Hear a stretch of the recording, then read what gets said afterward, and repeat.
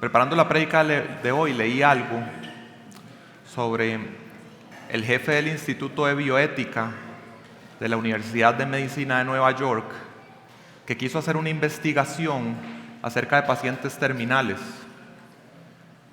Y como parte de su investigación ubicó unas cámaras apuntadas a las puertas de entrada a las habitaciones de estos pacientes. Y una de las conclusiones que llegó en su estudio es que estos pacientes terminales pasaban en sus últimos días más de 18 horas diarias en soledad.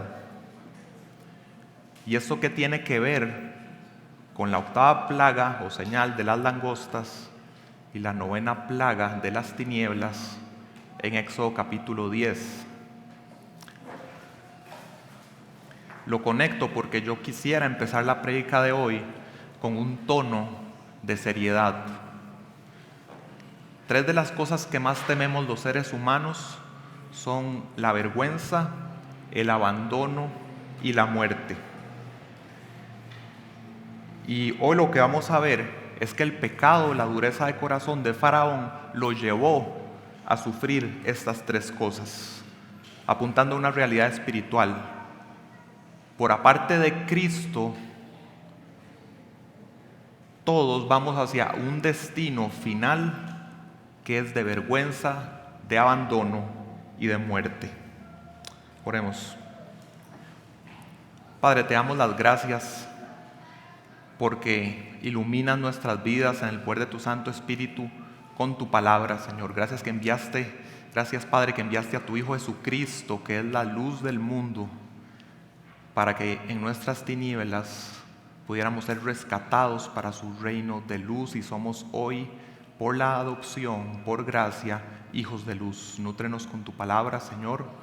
Guárdame del error y ayúdame a representar o retratar tu luz y tu supremacía fielmente según las Escrituras, para tu gloria y nuestra transformación a imagen de Cristo. Te lo pedimos en su nombre. Amén. Seguimos en la serie de las predicaciones de Éxodo. Hoy ya estamos en el capítulo 10, vamos a ver completo el capítulo 10.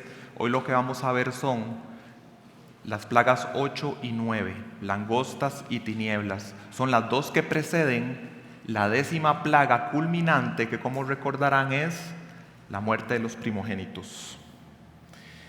Entonces ya vemos como esta narrativa que traemos hace meses, al menos en esta parte de las plagas y la dureza de corazón de Faraón, ya va como precipitándose cada vez más aceleradamente hacia un desenlace. En la prédica anterior mía me gustó como un comentarista dice, que ver la dureza de corazón de Faraón es como ver un accidente automovilístico en cámara lenta. Es verlo apretando el acelerador al máximo, dirigiéndose hacia un final trágico. Y hoy vamos a seguirlo viendo.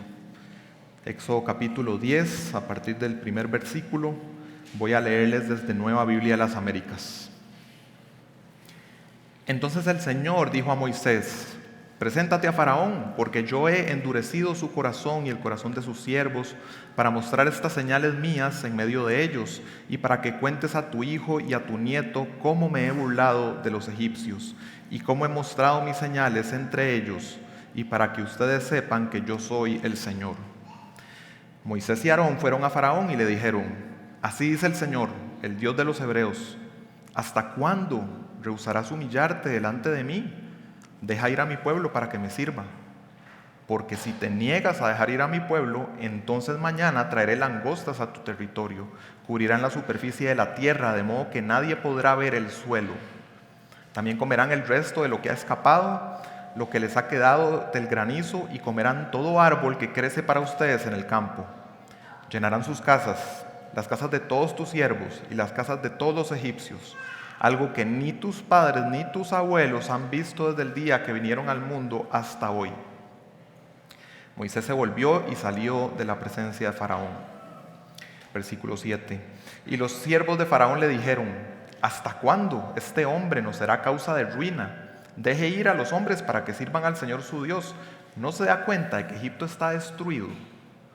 Entonces hicieron volver a Moisés y Aarón ante Faraón, y él les dijo: vayan, sirvan al Señor su Dios. ¿quiénes son los que han de ir? Y Moisés respondió: iremos con nuestros jóvenes y nuestros ancianos, con nuestros hijos y nuestras hijas, con nuestras ovejas y nuestras vacas iremos, porque hemos de celebrar una fiesta solemne al Señor. Así sea el Señor con ustedes, les dijo Faraón, si los dejo ir a ustedes y a sus pequeños, tengan cuidado porque tienen malas intenciones, no será así. Vayan ahora solo ustedes los hombres y sirvan al Señor, porque eso es lo que han pedido. Y los echaron de la presencia de Faraón. Entonces el Señor dijo a Moisés: extiende tu mano sobre la tierra de Egipto para traer la langosta, a fin de que suba sobre la tierra de Egipto y devore toda planta de la tierra, todo lo que el granizo ha dejado. Moisés extendió su vara sobre la tierra de Egipto y el Señor hizo soplar un viento del oriente sobre el país todo aquel día y toda aquella noche.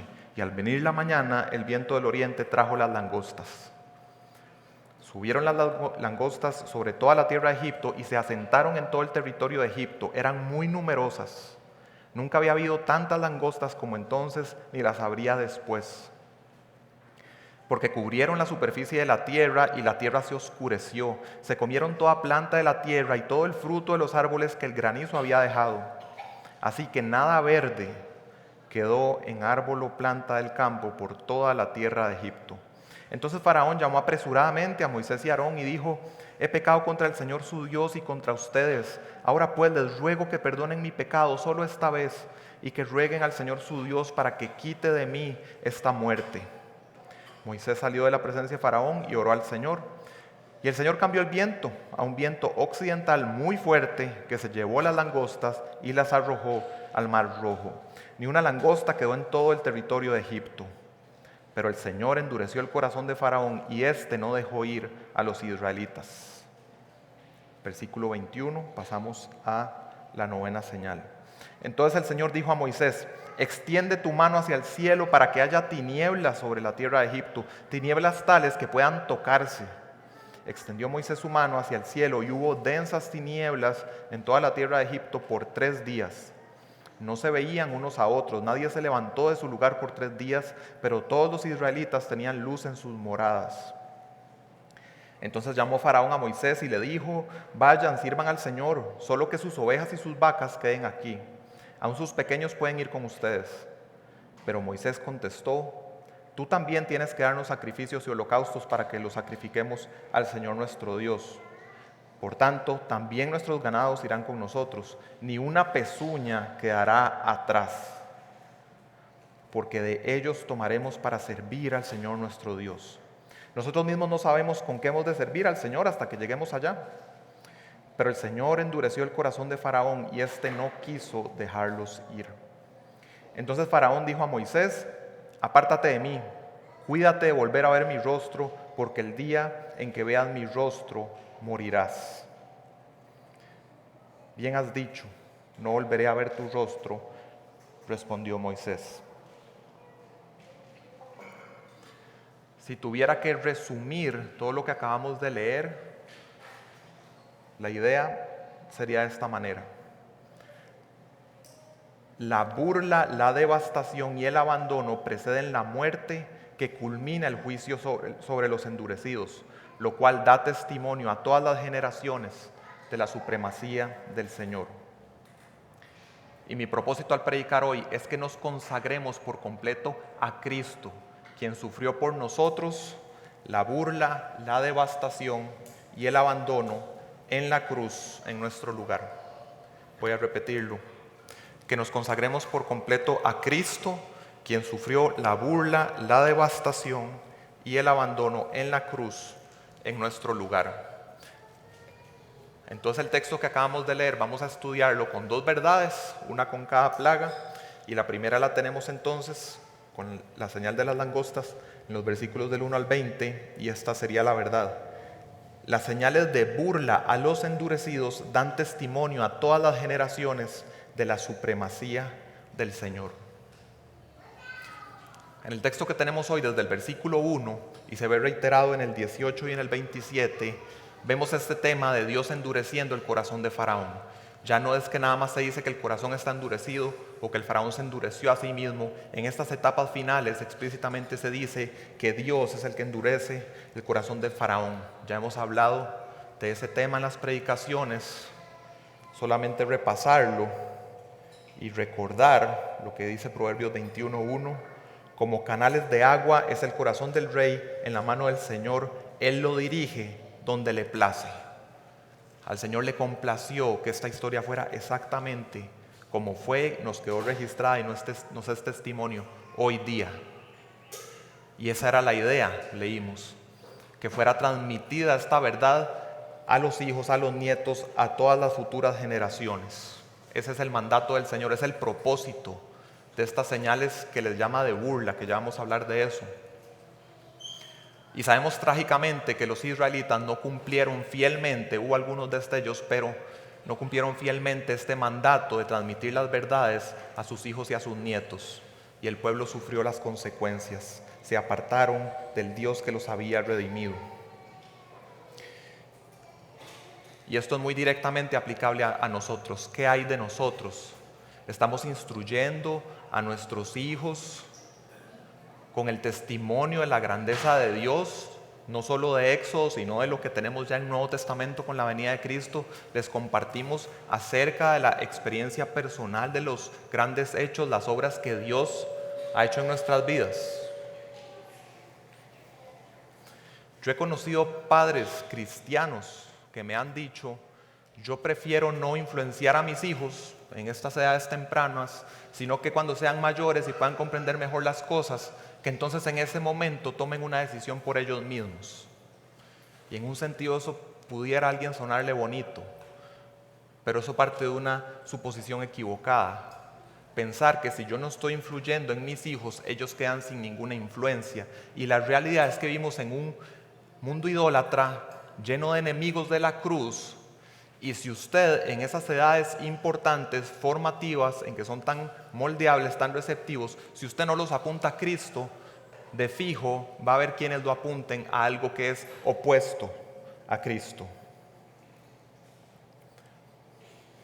Debemos instruirlos. El texto no nos habla solo de los hijos, habla también de los nietos. Y podemos ir incluso en la aplicación del principio teológico más allá. A mí me alegra cuando aquí a la iglesia yo veo que alguno de ustedes trae a su sobrino, a su sobrina pequeña. Están aplicando este principio que vemos aquí. Me gozo también cuando veo, cuando nos reunimos acá o tenemos alguna otra reunión, formal e informal, ver hermanos que están siendo de ejemplo, de modelo y apuntan a Cristo a los niños. De eso se agrada el Señor.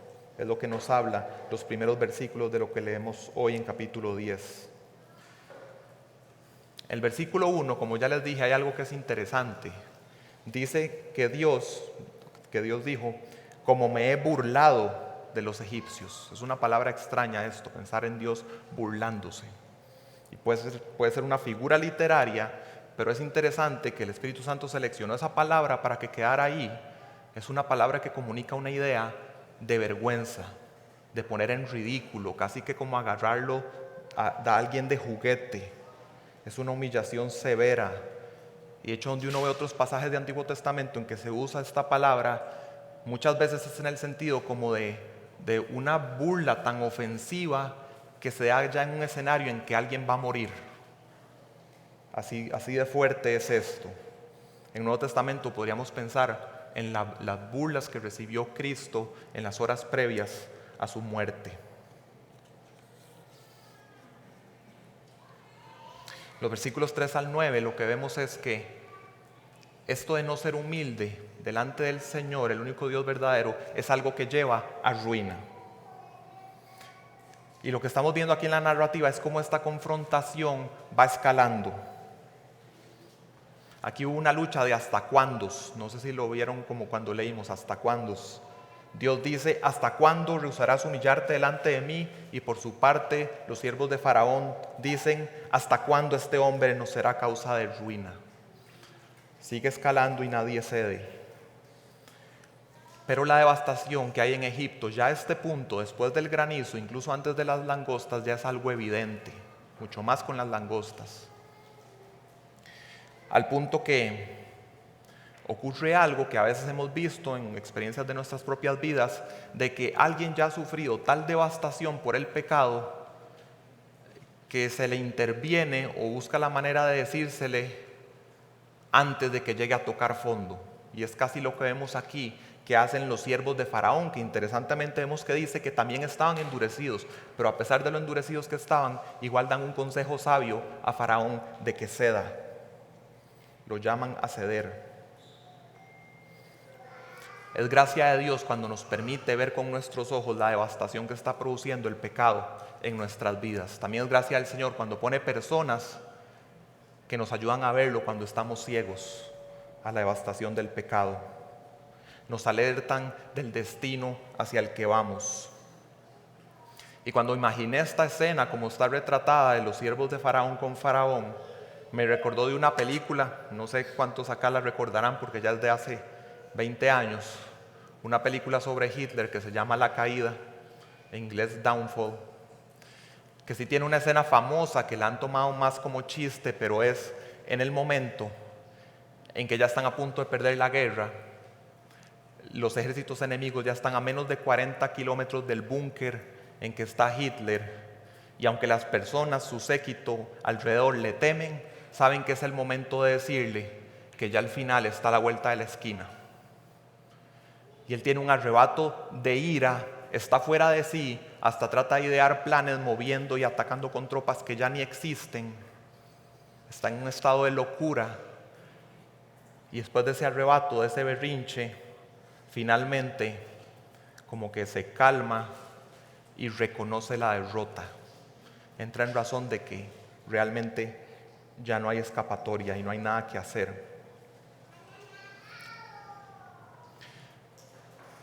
Eso de esa película ni siquiera lo vemos en Faraón, ni siquiera ese final de Hitler reconociendo la derrota. Faraón no reconoció la derrota ni un segundo antes de que los muros de agua del Mar Rojo le cayeran encima.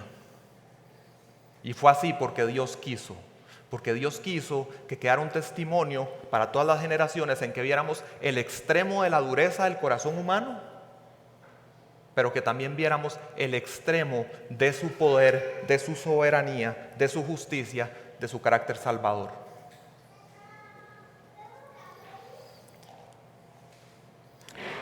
Avanzando ya a los versículos 10 y 15, vemos algún reconocimiento de la ruina que hay por parte del faraón. Pero la pregunta no es reconocer ruina, es la que le hizo Dios. ¿Va a ser humilde? ¿Se va a humillar delante de mí? Claramente no. Vimos que echan a Aarón y a Moisés de la presencia de Faraón. Entonces, ¿qué ocurre? La destrucción sigue su paso consumiendo todo, literalmente, las langostas. Los versículos 16 a 20, a como avanza esa devastación, llega un momento de reacción de parte de Faraón. No de arrepentimiento genuino, no de querer una buena relación con Jehová, sino remordimiento, que es diferente a arrepentimiento. Nada más un deseo de alivio de la situación que vivía. Y Faraón toma la iniciativa, busca contactar a Dios, apresuradamente llama a Aarón y a Moisés, pero como siempre los llama para tener una conversación que va a hacer en sus propios términos. No reconoce la soberanía de Dios. Y quiero que noten algo. Fíjense en sus Biblias qué es lo que pide Faraón en el versículo 17. Porque muchas veces la intención del corazón no se ve tanto en una confesión que pudiera ser falsa. A veces la intención del corazón se ve más en lo que después de esa confesión se le pide al Señor, que es lo que vamos a notar nuevamente. ¿Qué pide Faraón en el versículo 17? Rueguen al Señor su Dios para que quite de mí esta muerte. Lo que está ocurriendo en el corazón de Faraón no va más allá de un deseo de alivio, de que la situación ya no avance. Así es el corazón endurecido, así es el engaño del pecado. Y aquí en Faraón vemos un retrato a gran escala, la escala de un imperio, la devastación que produce el pecado cuando hay una dureza tal en que las decisiones que se toman ya van incluso en contra, como dice un comentarista, en contra de lógica y en contra de consejo sabio. Y aunque podamos pensar, sí, Faraón estaba loco, estaba fuera de sí, veámonos a nosotros mismos. Piensa en el pecado con el que usted más lucha, con el que cae de forma más recurrente. Usted no podría aquí admitir que cuando usted cae, usted sabe que está cayendo contra la lógica, porque sabe que no es bueno para usted, y también contra consejo sabio que ya le han dado sus hermanos.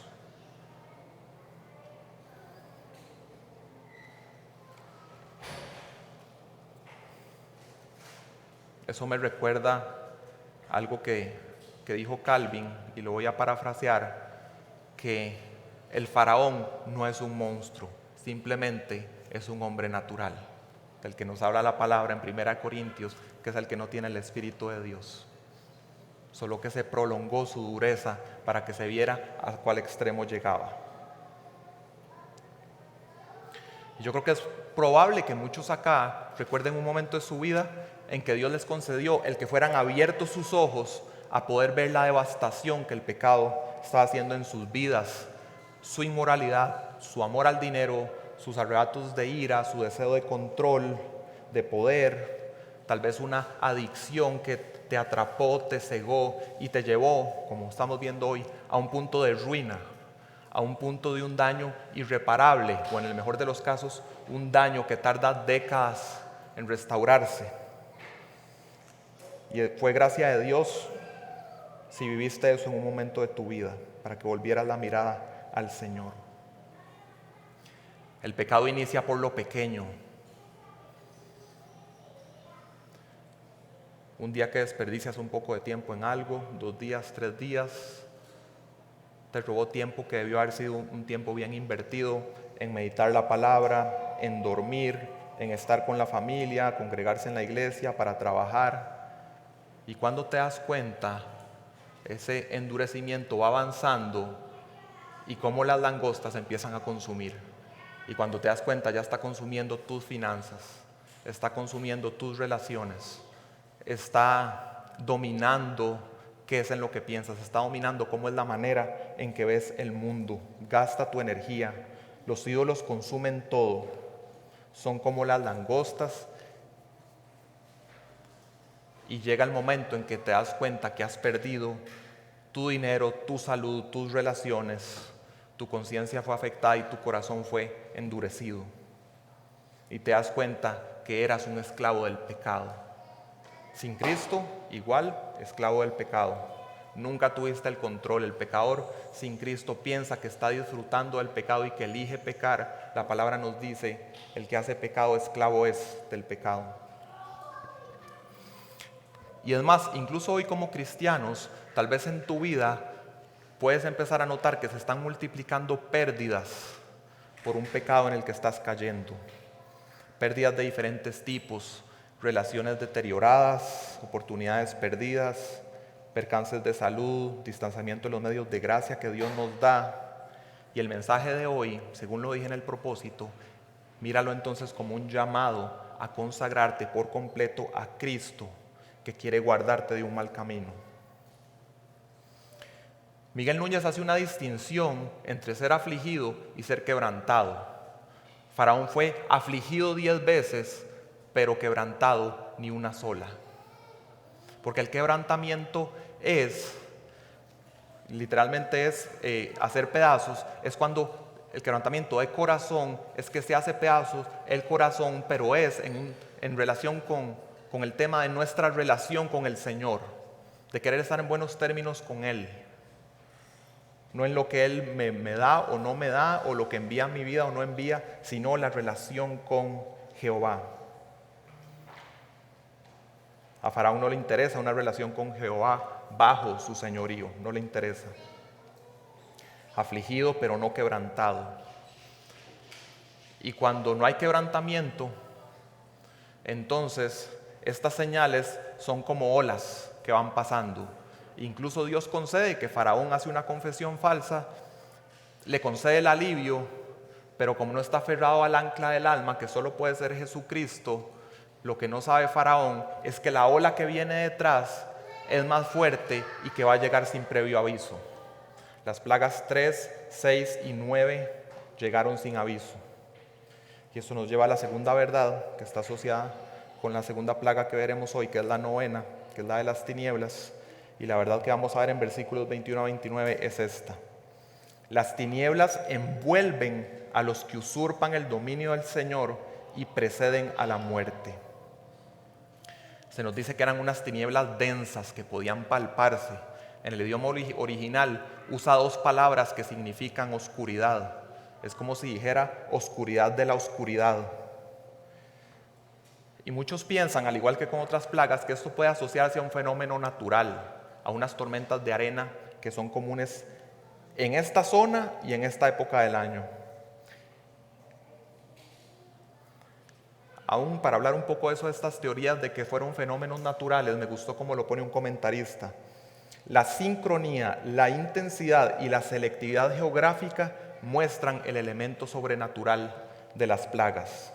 Sincronía, las cosas ocurren en el momento que Moisés da el mando o ora al Señor, no es en otro momento. La magnitud, se nos dice varias plagas que fueron de magnitudes nunca antes vistas o incluso que nunca en el futuro serían vistas. Y en la selectividad geográfica vemos que a partir de la plaga de las moscas, aparentemente, todas las plagas a partir de esa no fueron sufridas por los israelitas. Esta de hoy dice que tenían luz en sus moradas. Entonces, Dios puede usar fenómenos naturales, sí, pero definitivamente está ocurriendo algo sobrenatural de mano del Señor en estas plagas. Y la que sí es más difícil de explicar para los que quieren seguir la vía obstinadamente los fenómenos naturales, cómo explicar la muerte de los primogénitos solamente de Egipto al mismo tiempo en medianoche. Estas tinieblas deben haber sido bien impresionantes y atemorizantes. Yo creo que nosotros no nos lo podemos imaginar. Creo que en la época que vivimos y el lugar del mundo en que vivimos, la gran mayoría de nosotros realmente nunca hemos experimentado la oscuridad.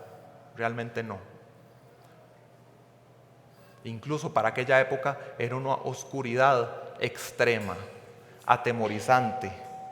Y todavía más atemorizante para los egipcios, porque dentro de los dioses que creían, el que consideraban el dios supremo, que era Ra, era un dios asociado con el sol y con la vida. Entonces ver además el temor de que su dios que tenían por supremo durante 3 días no hizo absolutamente nada por salvarlos.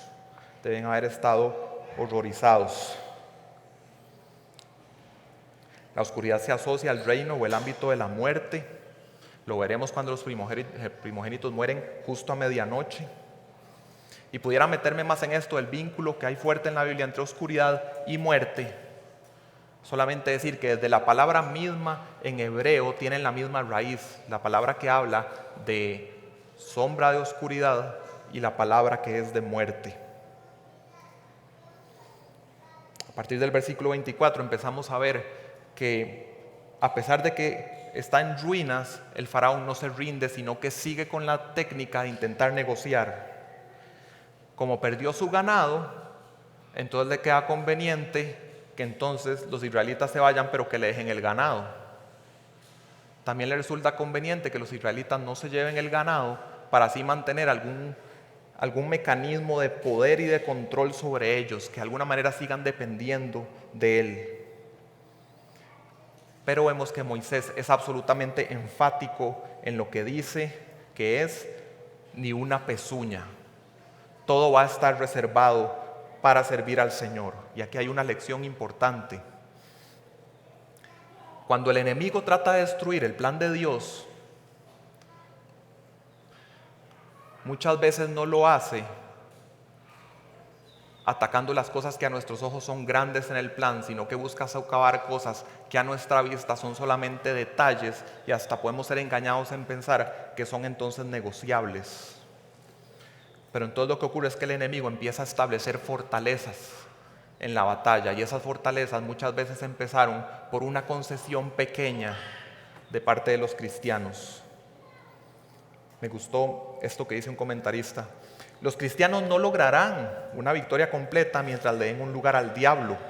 Ningún compromiso con Satanás puede resultar en plena victoria o libertad para los hijos de Dios.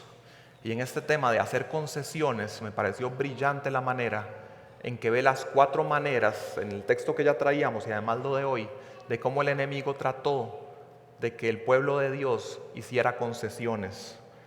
Primero, cercanía al mundo. Sí, adoren al Señor, pero aquí en la tierra. Fue lo primero que intentó Faraón. Segundo, el descuido de la adoración familiar. Sí, vayan y adoren afuera de la tierra, pero van solo los hombres. Tercero, que lo material, los bienes materiales queden invertidos en lo terrenal. Ok, vayan todos, pero las ovejas y las vacas se quedan aquí. No van a ir a participar de eso, de servir al Señor. Y por último, promoviendo una entrega que no sea completa. Y aquí tal vez no es directamente de algo que dijo Faraón, sino lo vemos más en la respuesta de Moisés, porque sabía a dónde iba Faraón, cómo iba a seguir negociando. Y Moisés de una vez lo corta y le dice: ni una pezuña. Todo será reservado para servir al Señor. Totalmente decidido, determinado Moisés. En la época actual, creo que esta escena que acabamos de ver de Moisés y Faraón, muchos pudieran decir en el mundo que Faraón se ve más razonable que Moisés. Está negociando, está cediendo, está buscando un punto medio, está buscando un tercer camino. Y quizá pudiera verse a Moisés como un fundamentalista, un fanático. Y me gusta la razón que da un comentarista. El mundo posmoderno, con su presuposición del relativismo, que básicamente un relativismo significa que todo es relativo, que no hay verdad absoluta, con esa presuposición, el mundo posmoderno tiende a valorar las concesiones casi como un beneficio universal. Tiene sentido. Si nadie tiene verdad absoluta y hay una puja o una discusión, decir como, bueno, como todo es relativo, ha de haber algo ahí en medio que nos sirva a todos. Con los lentes del relativismo puesto tiene sentido, pero con los lentes bíblicos y de la palabra de Dios y lo que Él ha mandado, dice esto: si Moisés cedía, el reclamo de Dios de soberanía total hubiera sido desafiado con éxito. Habría reconocido a Faraón, uno, como la autoridad legal para conceder a los israelitas su derecho a adorar, y dos, como la fuente del derecho u obligación a la religión. Pero Moisés no cedió. Entonces, ya hacia el final del capítulo 10, versículos 28-29, ya vemos la escala a lo máximo de esta confrontación en que nadie cede, en que ya hay incluso amenaza de muerte, hay intención de dar muerte. Así ocurre siempre con los profetas fieles de Dios. Habrá algunos que los escuchan y se convierten al Señor, habrá algunos que son indiferentes, que en realidad es oponerse al mensaje del Señor, pero hay unos endurecidos que más bien buscan la muerte de los embajadores del Señor. ¿Por qué? Porque la luz vino al mundo y los hombres amaron más las tinieblas que la luz, pues sus acciones eran malas, dice el Evangelio de Juan. La predicación fiel del Evangelio expone el pecado y eso no agrada. Entonces siempre una exposición fiel del Evangelio, a lo largo del tiempo llegará el momento en que los endurecidos incluso querrán quitarle la vida a los embajadores del reino de Dios. Y con sus amenazas y sus burlas van a intentar intimidarnos, van a intentar hacer que pidamos permiso o que nos disculpemos por adorar a Dios como Él manda o por proclamar su evangelio. Pero lo que es glorioso de nuestro Dios es que históricamente, cuando a la mirada humana pareciera que están más oprimidos, más silenciados, más oculto el evangelio en el mundo, son los momentos en que florece y se expande más agresivo el evangelio. La palabra de Dios no está presa, decía Pablo, a pesar de que él estaba en cadenas. Cuando las tinieblas confabularon para atrapar a Cristo, burlarse de Él y ponerlo en una cruz, pensaron estar en el momento de victoria, pero más bien cuando pensaron que estaba en ese momento de victoria, fue el momento de la victoria de la luz más gloriosa que ha visto la humanidad, porque fue la obra que hizo Cristo clavado en esa cruz. Así será también cuando en un día futuro los gobernantes nuevamente confabulen y se reúnan en un lugar para hacer batalla contra Dios, y más bien será ese el momento en que van a ser contundentemente derrotados. Y nos indigna el pecado del mundo, pero aquí no salimos enojados con el mundo. Salimos llenos de esperanza, porque las tinieblas se vencen con la luz ya vino al mundo y Dios nos ha dado los medios por su gracia, no solo para estar en luz en vez de tinieblas, sino de ser instrumentos para llevar el evangelio y que personas que están en tinieblas de ese mundo caído pasen al reino de luz de su amado Hijo. El pecado humano y su rebeldía hace todos los intentos posibles por eclipsar a Dios en sus propias vidas y en la sociedad, sacar a Dios de todo.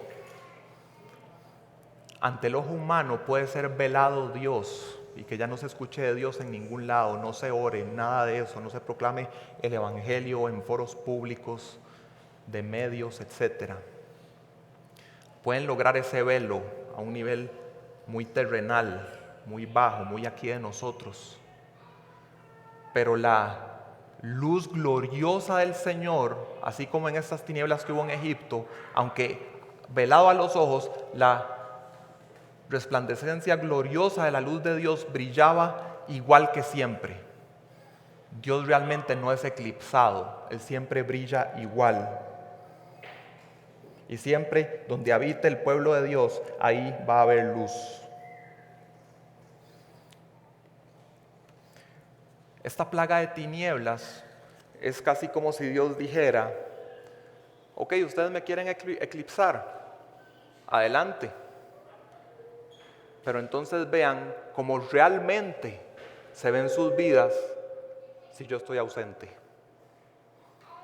Tomen una probada de lo que realmente es ausencia del único Dios verdadero para que recapaciten.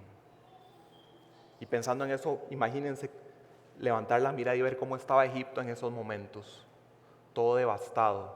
Así se ve la ausencia de Dios en la vida de las personas. Pensar algo diferente es un engaño. Aquí quiero hablar algo que tal vez algunos conocen, que se llama gracia común.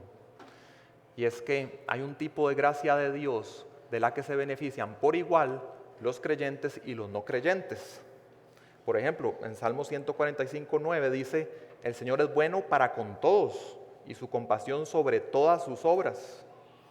También recordarán, Jesús dijo, hablando del Padre: Él hace salir su sol sobre malos y buenos.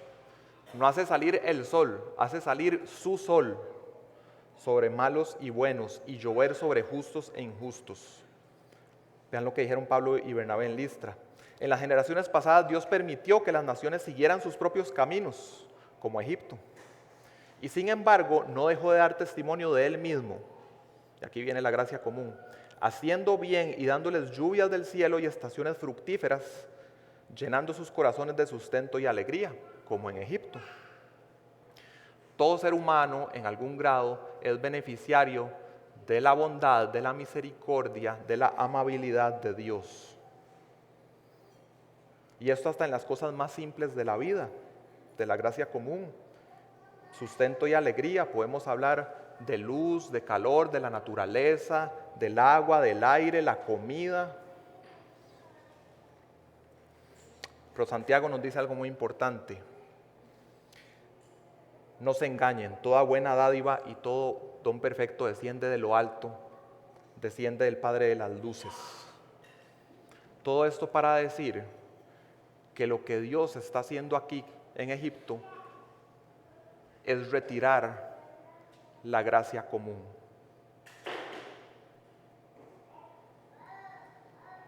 Que experimenten qué es realmente la ausencia de ese Dios que aborrecen. Y en esto me gustaría meterme más, pero vivimos en un mundo que cada vez se dirige más a nivel cultural hacia el culto de la muerte y se ven un montón de cosas.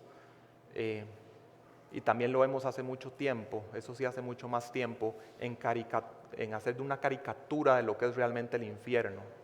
Si quiere empezar a hacerse una idea de cómo es el infierno, vea cómo estaba Egipto al punto de la 10ª plaga. Eso es. Y a veces la gente vacila que va a estar en el infierno, que están los compas y como diciendo que va a haber un disfrute ahí. No, imagínense cómo estaba Egipto en ese punto, y eso solo es una prefiguración, una sombra que apunta a una realidad espiritual futura que debe aterrorizarnos a todos. Estar desprovistos hasta de la gracia común de Dios. Pensando en nosotros y esto de la gracia común, el endurecimiento del corazón, creo que sobre todo en ambientes de comodidad nuestros corazones tienden a ser quejosos. ¿Por qué ocurre eso? Porque vivimos sumergidos en pecado, pecamos nosotros, la gente a nuestro alrededor, el mundo caído, pero a la vez la gracia común de Dios está ahí permanentemente y entonces hacemos un conecte que no es válido. Pensamos que eso está ocurriendo por sí mismo, lo damos por sentado y no porque Dios es lento para la ira y grande en misericordia. Estamos tan acostumbrados a la gracia común que la damos por sentada, como que todos tienen derecho a ella y que es un acto de injusticia que a alguien se le quite la gracia común. Pero se nos olvida el nombre, gracia común, es un regalo de Dios. Nadie se lo ha ganado, nadie se lo merece. Por eso es que es bueno para nosotros ser quebrantados, para que recordemos en los momentos de pecado, de queja, que vivimos sumergidos en la gracia del Señor. A mí me tomó un tratamiento médico duro de varios meses llegar a apreciar y agradecer al Señor por tener un solo minuto de poder sentarme, respirar, no sentir dolor y no sentir que estaba a punto de vomitarme. Y ¿saben qué? Pasa el tiempo y se me empieza a olvidar y me empiezo a quejar. Y yo necesito que esto me sea recordado todo el tiempo. Estoy sumergido en la gracia de nuestro bondadoso Dios. Es una pregunta típica de consejero bíblico en la situación que te está afectando. Dime 3 maneras en que estás viendo la gracia de Dios en esa situación que estás viviendo. Necesitamos ser recordados de esto. Si Dios nos quitara algunos elementos de la gracia común, bien haríamos en decir, junto con Job, el Señor dio y el Señor quitó, bendito sea el nombre del Señor. Mientras estuvo, gracias, fue un regalo. En especial Egipto, que por la gracia de Dios a través de Moisés tuvieron 7 años que hubieran sido de hambruna, pero por lo que hizo Dios, más bien estaban en abundancia. Pero ellos más bien, volviéndose de Dios y contra el pueblo de Dios, el mérito que era para Dios, se lo estaban atribuyendo a dioses falsos. Romanos 1 dice que eso es lo que trae la ira de Dios, culto a la creación en vez de al Creador. El detener con injusticia la verdad de Dios. Las tinieblas entonces prefiguran la condición espiritual y el destino de quienes rechazan a Dios. Prefiguran la muerte por el rechazo del Evangelio de Jesucristo. Todos estos efectos físicos de las plagas prefiguran el juicio. Para los perdidos prefigura su condenación. Para nosotros los salvos, ¿qué prefigura? ¿Qué nos hace recordar ver estas plagas? Y esto es muy importante, es central en lo que estamos viendo hoy. Nos recuerda el juicio de Dios, la ira de Dios y la condenación que nos correspondía, pero que sufrió Cristo en nuestro lugar. Por nosotros Cristo colgó en un madero desnudo, humillado, desfigurado, devastado y abandonado, la mitad del tiempo en oscuridad. Y quiero que lo veamos todos en nuestras Biblias. Vamos a leer un poco de Mateo capítulo 27. Vamos a empezar en el versículo 28.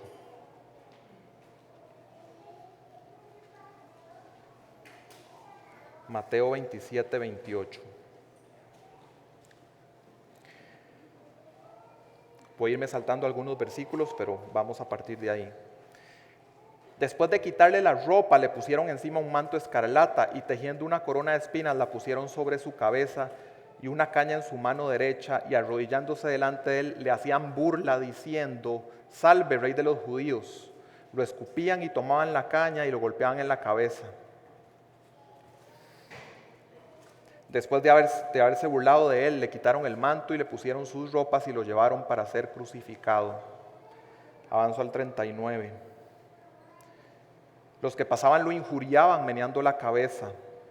41. De igual manera también los principales sacerdotes junto con los escribas y los ancianos, burlándose de él, decían: a otro salvó, a él mismo no puede salvarse. Rey de Israel es, que baje ahora de la cruz y creeremos en él. 44. En la misma forma lo injuriaban también los ladrones que habían sido crucificados con él. Después de la hora sexta, el mediodía, hubo oscuridad sobre toda la tierra hasta la hora novena, y alrededor de la hora novena Jesús exclamó a gran voz: Dios mío, ¿por qué me has abandonado? 3 versículos después ya está exhalando su espíritu.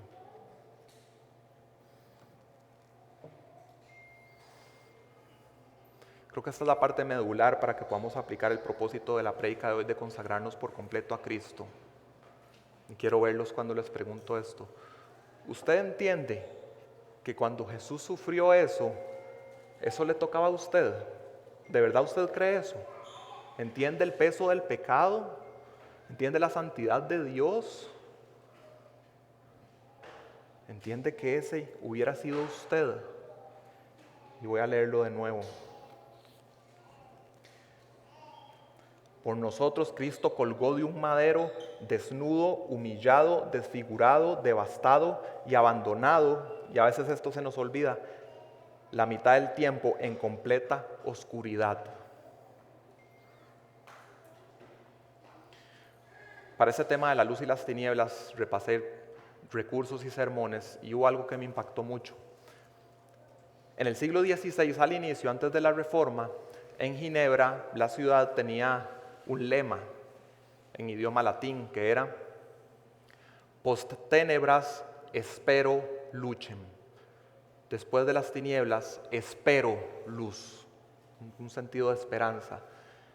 Llega la Reforma y a partir de lo que ocurrió ahí, cambiaron el lema, y el lema de la ciudad, que también terminó siendo un lema de la Reforma, es post tenebras lux. Después de las tinieblas, luz. ¿Por qué el cambio? Porque ya la luz después de la Reforma no era algo por esperar, era algo que ya había ocurrido.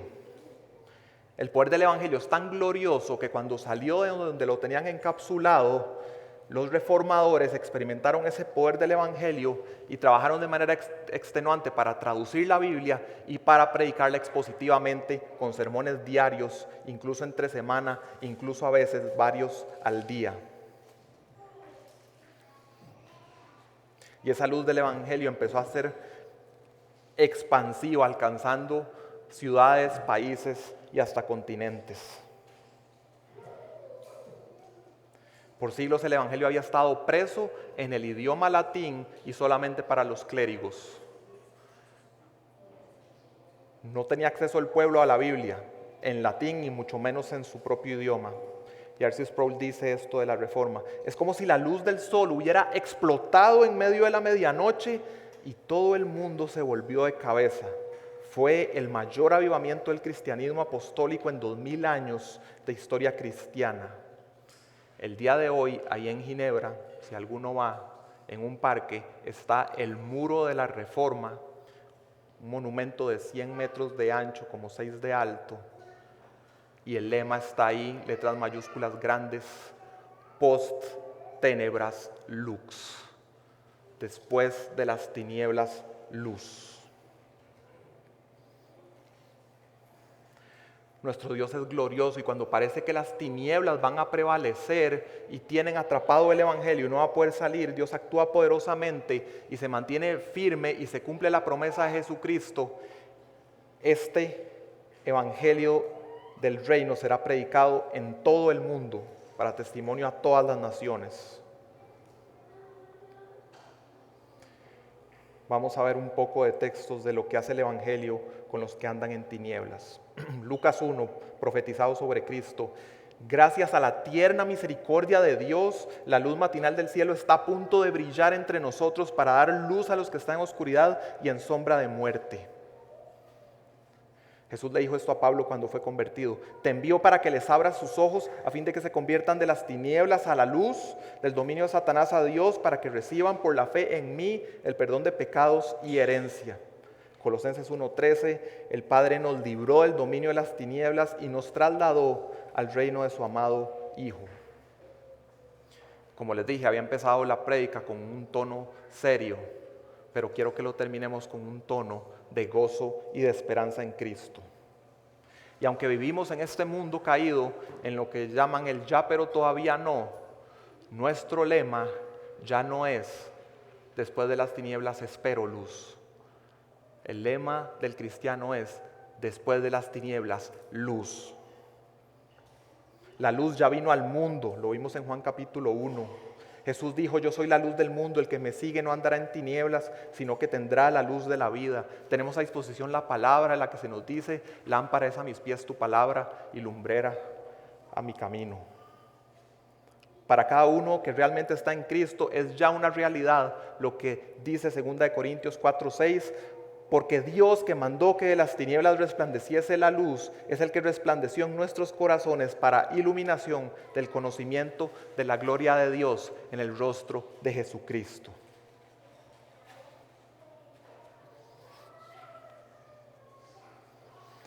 Por la obra de Cristo, ya la luz no es algo como intermitente en nosotros, que en un día que estoy de buenas estoy apagado, en un día que estoy de malas estoy apagado, un día de buenas estoy como encendida la luz.